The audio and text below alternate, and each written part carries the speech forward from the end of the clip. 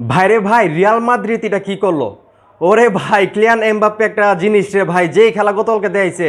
এবং Real Madrid যে তারা যে মানে সেই লেভেলের আসলে একটা টিম, সেটা কিন্তু গতকালকে আবার প্রমাণ করলো।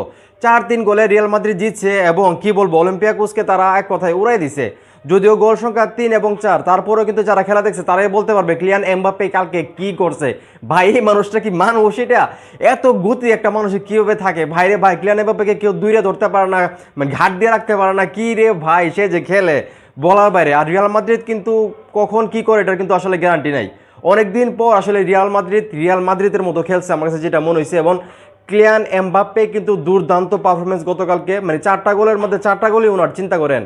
মানে 4-3 গোলে অলিম্পিয়াস কুস্কের বিপক্ষে ওনারা জিতছে, তার মধ্যে 4টা গোলই ক্লিয়ান এমবাপ্পের। আর কোনো খেলোয়াড় কিন্তু গোল করতে পারে নাই, যদিও গোল করতে পারে নাই, কিন্তু প্রত্যেকে কিন্তু ভালো খেলছে। এবং ক্লিয়ান এমবাপ্পেকে কিন্তু ভালো ভালো পাস দিছে, যার কারণে কিন্তু ক্লিয়ান এমবাপ্পে গোলগুলা করতে পারছে।